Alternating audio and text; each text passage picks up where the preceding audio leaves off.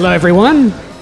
Hello, everyone. And welcome to the very first live episode of my the Wattsville Worried About Today podcast.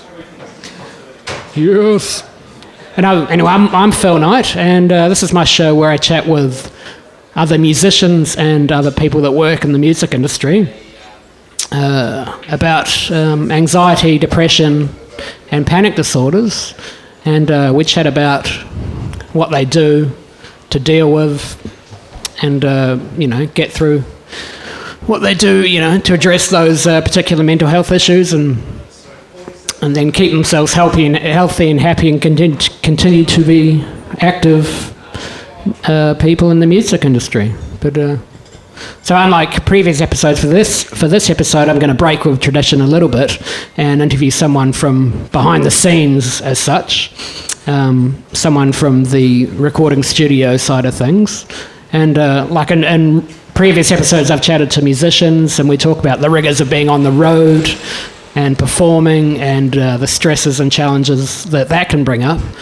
But also in the studio environment, often engineers and producers, more engineers and assistants, they're often people that are first in and the last out, and often working, very long hours without days off for weeks on end. And so I definitely know, quite a few people that have burned out in that environment as well. So with that in mind, anyway, I'd like to introduce tonight's guest. He's a legendary mastering engineer and a podcaster and a motivational speaker, and his name's Tony Jack the Bear Mantz. Hello. So there we go. So g'day, Tony. G'day, mate. How are you, Phil? Yeah, good. Getting there. Good to be here with you. Yeah, thanks so much for coming on this beautiful Thursday evening. No, it's a pleasure, mate. St Kilda in Melbourne. Yeah, no, it's a good night for it, and love the concept. Just love this whole live vibe in a venue. I think it's cool, man. Just jumping straight in. So, like you said, we're guinea pigs tonight. Yeah, we are. So I'm into piggery of all kinds. So yeah, you're my pig. Sorry. But anyway, just like I said, I mean, the previous episodes have been with musicians, interviewing musicians. Maybe just if you could explain a bit the craft of engineering mastering. Okay. I guess the most basic way I could describe mastering is when a band or an artist has finished recording and mixing their record, they send me the stereo track, and my job is to try and make it sound as best as I can and get it ready for manufacture. So it sounds finished. It's like framing a picture. So just trying to present the mix in the best possible way. So it's like bass and treble controls, but a much more sophisticated version of that. But in the same way that you would just adjust your tone, you're adjusting the tone of the record and then just getting it to where it sounds at its best or its optimum and get it ready for manufacture. So that's the easiest and most simplest way of being able to describe it. Sweet, awesome. Oh yeah, cool. Yeah. And recently, I believe you just mastered up some COG vinyl. Yeah, now that they've done this sellout tour, and my friend Doug at Rare Records is reissuing the first. I think it's the first two COG EPs, but it'll be done as a vinyl. So I think a double pack vinyl. So it's going to be quality. Yeah, it's going to be great. Yeah. And with vinyl, there's definitely a different art to mastering vinyl. There's a few little different things you need to take into consideration. But yeah, without getting into the boring aspects of it, because most people don't give a fuck. Yeah. but no, that's really all there is to it. Yeah. So you've mastered COG stuff and also like Sleep Makes Waves. So you did a split CD, I think, for them because Sleep Makes Wave, Alex Wilson, the bass player, he was on one of my earlier shows. Oh, okay. Yeah, so there's a connection there. Yeah. But other bands like You and Mine, Airborne, Jet, John Butler Trio, Models, Something for Kate, Silverchair, Dirty Three, all sorts of stuff. Yeah. And what about engineering, recording bands? No, you just jumped straight into it? I pretty much jumped pretty close to straight in. Sweet. No. And it's engineering and mixing's a very different animal. You know, they say that mastering, you know, people say mastering's a black art or some kind of thing. There's more fucking mystery in the mixing world as far as I'm concerned. You know, those guys really, you know, earn their bucks, you know, at that high level that can know how to mix a record and nail a mix. For sure. Yeah. And so how did you learn the craft, or who mentored you? A guy called Rick Essig was, he mentored me, a place called Frankfurt Way in New York. Yeah. And he got me into the whole really cutting how to cut a record well, and and also just handling aspects of the interpersonal relationship skills you got to have. Yeah. You know, Rick was a fucking master of just being in sync with people. Everyone loved him. Everyone gravitated towards him. He was very charismatic. He was just fucking awesome, you know? Yeah. So, Cool. So stem from that. And so apart from being a legendary mastering engineer, mastering lots of stuff, you've mastered some of Shihad's vinyl as well? Yeah. Recently, the last 2 or 3 releases now, on vinyl, yep. Yeah. So it's good to see Warner being, they're taking it serious and they're getting behind it, which is great.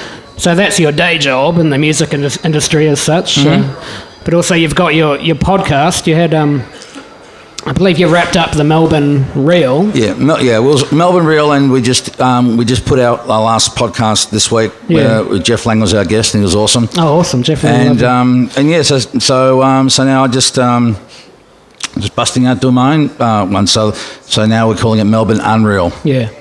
So stay tuned for that one. Yeah. A couple of weeks we should be up on the interwebs. Yeah, Melbourne Unreal, awesome. Yep. So the podcast. So then getting into the sort of the mission statement of this podcast. It's about spreading the conversation and bringing out the conversation around mental health. My focus is mental health of musicians and people in the industry, and that's who I focus on. And and what's your history with mental health? When did it first sort of probably kick in for you? Probably about 18. 17, 18. Yeah. I'd say was where it first started. Just leaving, having to leave home and get away and learn a whole lot of shit. Yeah. You know, but a car accident happened before that time anyway. So it was a post-traumatic thing. PTSD. Yeah. Okay. Yeah. And then that just carried on for most of my 20s. So I think probably up until the last 5 years, I've been dealing with some kind of anxiety. Okay. You know, and so, but over time, I said the last 5 years, it's been a real reeling into that. It's, I'm far less anxious than I ever was. Yeah. But yeah, for most of my life, dude, fuck yeah. Yeah. Oh yeah, anxiety and I, top mates. So the car accident was in your 20s or? No, 17. 17. Oh, okay, right back then. Cool. And so, how did the PTSD? How did that present? Just by being really angry and at times and moody and just really fucking down and just wanting to kill people. Just literally just hating on the world. Yeah, wow. And what physical? Just tension, just complete body tension. Yeah. You know, I mean, you're worked up. You're in a complete fucking rage in a state. Yeah. You know, so it's tense as fuck, dude. So back then, when you were 17, what did you do did you seek any professional treatment? But that was just back then. It was no different to now, really. It was just straight on the fucking antidepressants, straight on the sleeping tablets, benzos, just you name it, it was on. So, but I didn't stay on those for too long because I just didn't like what they did to me. They just, I remember they made you into a fucking zombie. You know, you just not capable of showing emotion or feeling the emotion as much. Just too sedated. Yeah. Okay. Yeah, so I didn't stay on with that for too long. But you didn't go down an addiction You didn't get addicted I didn't. to No, that stuff? I didn't get addicted to those pills. No. I got addicted to other shit. Yeah. But not. Yeah. Not with those things. But I never stayed on them too long anyway. Because I mean, after I used to think it was a last resort for me. Try again. Yeah. See what it did. Oh, okay, I remember now. What did I do that for? You know. Yeah. Yeah. Rinse and repeat. Yeah. Yeah. So other addiction? Oh, fucking Coke. Once upon a time. Right. Yeah. Okay. That was a favourite. It's an expensive one. Mate, Expensive no doubt. habit. It is. Wouldn't recommend it at all. You know, don't do it, kids. Yeah. I think Robin Williams said it was God's way of letting you know you've got too much money. Yeah. Well. Yeah. Yeah. Partly, but not exactly in my case. Yeah. Cool. And so moving forward, then, I mean, and so you found, so in the last 5 years or so, you found new ways to, or a healthier lifestyle to treat your anxiety. Most definitely. Yeah. Most definitely. I think the last 5 years, if anything, what it's primarily taught me, and especially really, really lately, I'm talking 4 months ago, was the everything just boiled down to self-esteem. Mm-hmm. And reclaiming your self-esteem. Yeah. You know, that nobody took from you. You've just, nobody took the self-esteem from you. You just basically disowned it. Yeah. Yeah. So understanding that and thinking differently about who you are, or and then you finding your identity in the world and what you want to do. What you really want to do. What your calling is. What you gift. Finding out what your gift is. Yeah. And what you want to share. So all that kind of shit, man. It's been fucking awesome. So the anxiety was it social anxiety about self-worth? Well, absolutely. Yeah. I don't belong here. I'm not worthy of being here. No one's gonna fucking want me around. Yeah, I can relate to that. Yeah. Yeah, I think that's everyone. Certainly the vast majority of people. Yeah. But that's okay. Yeah. You learn. Yeah, for sure. Yeah, I had a big challenge with that when I stopped drinking at 13 years ago, and having to relearn, how to have self-esteem and be confident, Yeah. in these environments, without, Yeah, it's having a couple of bottles of red wine beforehand. It's a fucking it's a lifelong journey, mate. Yeah. It is. I don't think you'll ever get it. Maybe that's not the point, to fucking get it. What's there to get? Yeah. And so you mentioned someone called Peter Sage. Yeah, Peter is my guy's been mentoring me. He's the guy that's facilitated this whole, metamorphosis, if you want to call it that. Yeah. It's been really quite extraordinary. And I don't know whether it was just the method or the way he went about his shit, but all the stuff that he has given me so far is stuff I kind of already knew, but I guess it was just packaged in a way that I would get, or get better, or just get a far more intimate grasp of. Man, no, it was just been huge, absolutely huge. What he's imparted. Yeah. More than I could have ever, just beyond my expectations. Yeah, cool. That's great. And I mean, there was looking at the positivelyspeaking.com.au, your website, and you've got an intro video there where you talk about struggling with divorce, obesity, and financial ruin and stuff. Yeah. Where did those things come into the story? What? Well, how did those things come into your story? Well, most of those big things are really my marriage. Yeah. Well, obviously, yeah. All in there, mate. Silly question. Yeah, that's 17-year marriage. It's just that was all in that period of time. That period, mate. And so the self-esteem took a beating from that. Yeah, totally. Yeah. I mean, my mistake was I didn't marry because I was in love. I was getting married because I thought that's what was expected of me. That's what you do, yeah. And that's because my life was always about the validation of my dad, because I never went to academia. So, trying to get his acceptance, his approval. So getting married will fucking get it, Right. wrong. Yeah. You know, so yeah, it's the ultimate living your life. You know, you think about that. That really is fucking slavery. You're devoting your entire fucking life based upon the expectations of someone else. It's when I think about it now, I think, fuck, that's ludicrous. That's so fucking ludicrous, but yet we do it. Yeah. And we've done it all our lives, and we're programmed that way. Yeah, you know.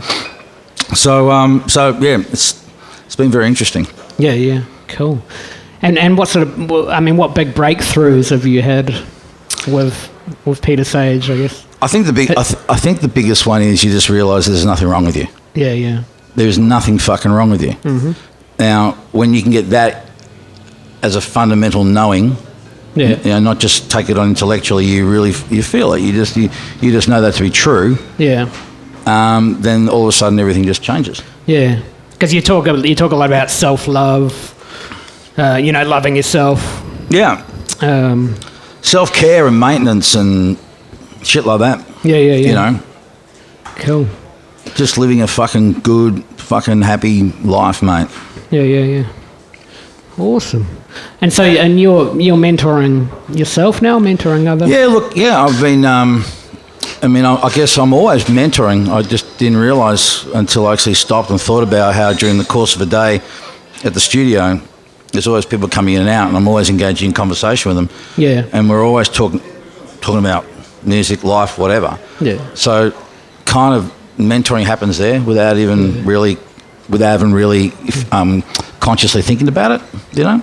Yeah. So you know, at the moment I'm just happy to talk to all kinds of kids that come through the place, and we're doing this friend of mine, Kim Lajoie, and I are doing these monthly get-togethers where we invite these kids to come down that have released music, and we all get to play, you know, so it's a nice cozy group of 6. Everyone gets to play their tunes, everyone gets to put some input into everyone else's stuff, they get to network, they get to bring their problems, where the stumbling blocks, where do you think you need help, what's, you know, all that sort of shit. Yeah. So hopefully give them that, give them a couple of things to take away as well. And just have the experience of being in a nice room and listening to the tunes in a nice environment. Yeah, cool. Yeah, because I think, unlike a lot of professions, the music industry where you have touring and performing and there's always, free alcohol on tap everywhere and drugs and everything, and studio environment where you're working until 4 a.m. and, there definitely, it's a good idea. Yeah, there needs to be a conversation about, almost OH&S. Yeah. Mental OH&S and those, particular, unique environments, Yeah. And so, teaching these young kids that want to get into that stuff, some guidelines and, some suggestions of stuff about staying on top of all the mental health and, Yeah. Yeah, that's great stuff, and, yeah. It's great work you're doing there. Thanks, mate. Yeah. And then the Jack the Bear Foundation? Yeah. You did. Oh, that's it. This has been a little thing we've been running for, we're coming into our 4th year now, and I thought we wanted to do something nice for musicians, or for something that was going to give some value. Yeah. And do some good with it, because again, it was just those moments of realisation at that time, like, fuck me, I've been in this business for so long, it's been so fucking good to me. It's allowed me to make a living and have, a really lovely lifestyle. And by that I mean, I kind of get to do what the fuck I like doing. Yeah. The whole time. Yeah. And having a lot of fun with it. Yeah. So, just want to share that shit out there with others, mate. Yeah, for sure. So that others can enjoy it too. Yeah. And you recently did a CD for Domestic Violence Resource Centre. Yeah, we raised some money. Yeah, we raised some money for. So what we do is we every 4 to 6 weeks we have a mastering drive, and we invite people to send their tracks in. We'll master it for a donation of whatever they're prepared to give, and every cent goes to a charity, and we try and rotate it around. And last week we raised just shy of $1,300, $1,297 to be exact, for Domestic Violence Resource Centre Victoria. Awesome. That's so excellent. It was great. Oh, great stuff. And so I mean, physically, I get the sense from your Facebook posts and stuff, and Jack the Bear, the Tony Jack the Bear Mantz Facebook page. Get the sense there's a lot of, it's looking at you, a lot of your mental health treatment, revolves around exercise, physical exercise. Mm-hmm. And so what's a typical week exercise-wise for you? Mentally and physically? I think as far as the mental exercise goes, I think as long as you're enjoying whatever it is you're doing, that's your mental side covered, or meditating. Although I've just been getting into this heart math breathing. Okay. It's an app you get on your iPhone, and there's a little sensory thing that goes on your earlobe, and it picks up your heart rate, heart rate variance, and you breathe according to this thing, and you get scores. It tells you how coherent you are. Oh, right. When your heart and mind are like they're you know what I mean. You're present. You're in the moment. You're not in your head too much. So what's the goal? You're trying to slow your heart rate? Oh no, to make the lesser variance, so it doesn't peak and trough too much. Okay.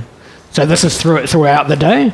Yeah. So you get a reminder. Hey, do it. You do your little 10-minute session. 10 minutes of meditation. Yeah, and they set it at different levels, so you can try and it's like gamify it to make it more interesting and more. Yeah, okay, yeah. So you'll engage with it, like the running away from zombies exercise app and stuff. Yeah, something. Yeah. Well, I love that Couch to 5K app. That's the one that Tom Larkin got me onto. Okay. For the running stuff. Mm-hmm. But yeah, cool. So so what do you do for meditation as such to? Send to yourself. I haven't done much meditation. Right now, like I said, I think what I'm currently doing, just enjoying what I'm doing. Yeah. That's good mentally enough for me. Yeah. But as far as physical goes, just get in the gym 3 days a week and doing some weights. But lately, I've just done a little bit of boxing, but now I'm about to start doing SelfEsteem, which is a Russian martial art. So So again, just finding at my age, just trying to find different ways of training and to lessen injury and stuff like that, but still be able to be fit. Yeah, I mean, I did one session of boxing and one session of kickboxing, and I haven't done anything like that in my life. I've been to the gym, but I haven't done any martial arts or any classes. And doing the boxing, so it was the most intense physical exercise I've ever done. I've never really, to be honest, had much, respect for boxing, and haven't really been into it much as a sport. But after that, the mental and intellectual exercise that it gave me at the same time was just incredible. And then you got to add in the fact that these guys have to cut lots of weight to make weight for different weight divisions and stuff. And but I never knew it was so intellectual. Yeah. So it was like a massive mental exercise and meditation of thoughts, because you're thinking about which you are in the moment. You're right. You're right in the moment. It was like, okay, that is a serious form of meditation also. Totally. So I can totally understand. The MMF guys and MMA. So, but it's such an intellectual thing. That I used to look down on those things and think, it's just fighting and street fighting, but no, that's a serious. No, there's more to it. It's for those guys who are serious, man. It's lifestyle for them, Yeah. So I may go back and give it another go, but shit, it was hard. No, it is. But like anything, you just acclimatise to it. You'll just over time you'll get fitter and fitter. And initially it's hard at the beginning, but then that's what I found too. Losing when I lost all that weight, like initially it was so fucking hard to make the first steps, but. Once you get out of first gear, you start rolling and you're doing all right. Yeah, sweet. And so when did you, back in the day, did you ever see yourself as a podcaster and a speaker? No. No, definitely not. Yeah, neither did I. No, definitely not. No. No. So beyond your wildest dreams, never thought. I just couldn't see how do they connect it? There's no logical. But then you realise life's not linear or logical. No. Shit happens. along the way. So there's been a lot of shit that's happening to me, which is great. Yeah. So who first inspired you to start with the motivational speaking? I mean, Well, I always used to like listen to Henry Rollins when he was putting his shit out there. Always, that's someone who came to mind when always loved him, and Joe Rogan being another one too. Yeah. Because I think probably I started following his podcast probably about 5 years ago. Yeah, I dig his stuff. And found it really quite life changing. You know, just in it just felt like he spoke to me. Yeah. Yeah, that's how it felt. Yeah. So it was listening to a video put together, which is the really asking yourself, are you really being serious about what you're doing? Are you really fair income? Basically, was what he's asking. You know, so it was good. It was because it made me go, you know. Yeah, so I just always liked him and his work. So yeah. He certainly speaks his mind. Yeah, man. I mean, he's done amazing things to his podcast. He's created this, this ginormous community, and he's done, he's connected a lot of people, and he's just constantly putting out just consistently good shit. Yeah. Cool. That's the aim of the game, isn't it? Just to put out as consistently good shit and good vibe as possible. Yeah. And so the studio, what's the studio called? So Deluxe. Deluxe it is, yeah, Deluxe Mastering. And what's next on the cards there?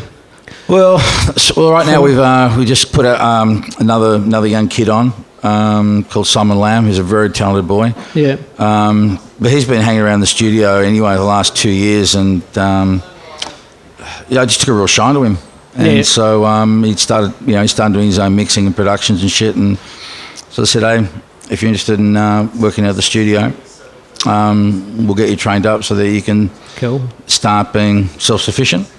I think the old days of the old ways that internships are done, we just wouldn't work today. It just wouldn't work. Things are smaller. The studios are smaller. Yeah, just wouldn't work today. Yeah. You got to treat them very differently. Yeah. Cool. Which is not like bags of shit, basically. Yeah. Cool. So we got the Melbourne Unreal podcast coming up soon. Mm-hmm, yeah. And that's from what I hear, that's going to be on a big network. Well, Adam Lowry, who does Cognitive Rampage, he's been good enough to say he'll be happy to start taking the audio of it. Yeah. So we'll see what happens, mate. Awesome. And what have you got next on the cards in the way of other engagements? Well, it's just really now just getting some more speaking gigs. I think a book at some points on the cards. Just thinking about putting some ideas down for that, but traveling overseas later in the year, so hopefully getting catch up with some those people I've always looked up to, and maybe get some podcasts with them and the big time podcasters. Yeah. We'll just give it a crack, mate. Yeah, awesome. Well, that's great. I think that's we've got everything we needed to touch on there. That's awesome. Beautiful, mate. Thank you, Tony. All right. So, thanks so much, everyone. Thank you. For coming up. And thank you. I'd just like to thank my good friend James Power here at the Prince of Wales for letting me come in here and do this little guinea pig episode of the What's Phil Worried About Today podcast. And I'd like to thank the guys here at the Public Bar for letting me come up here and be weird and do this. And and thank you to everyone here in the crowd and everyone out there in podcast land and video land who's going to see this later. Okay. Thank you. Bye. Nice one, mate.